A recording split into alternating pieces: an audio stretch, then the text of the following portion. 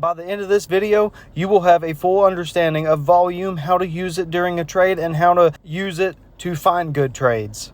So when we're talking about volume, we're not necessarily talking about how many people there are in this trade, but what we're talking about is the volume of shares that are being traded at that time. And what I mean by time is just as the candlestick represents whatever time interval you select, the volume will also show you the amount of stocks that were traded during the time that the candlestick was open. So now I'm going to scroll down to this bottom part right here to actually look at the volume part of this chart, and I'm going to explain this further.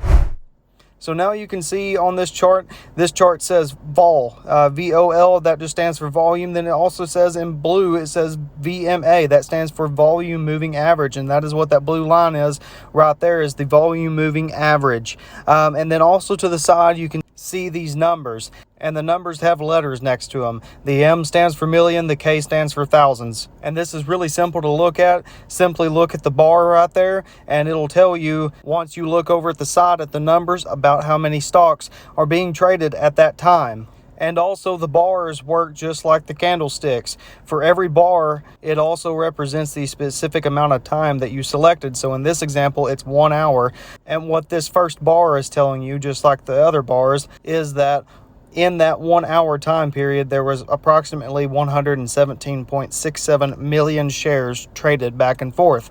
And also another way it mimics the candlestick is if there were more stocks sold than bought, then the bar will turn red. If there are more stocks bought than sold, then the bar will turn green. So if you have more red bars than green bars, then that simply means that there are more shares being sold than bought. So that means that your price is going to be going down. And then also it's exactly opposite. If you have more green bars than red bars, then that means your price is going up.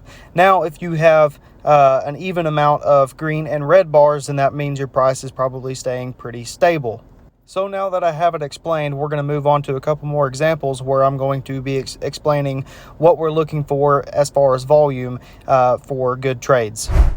A good amount of volume that I'm looking for to be interested in trading a stock is about 100,000. I don't want any less than 100,000 because I want to make sure whenever I buy a stock, there is enough being sold that I can execute quickly and get the price that I'm looking for. And I also want to be able to execute a sell quickly so I can get the price that I'm looking for there as well. And to add to that, volume also reflects in the price of the stock itself, which in turn, if there is enough stocks being sold or bought, that creates volatility.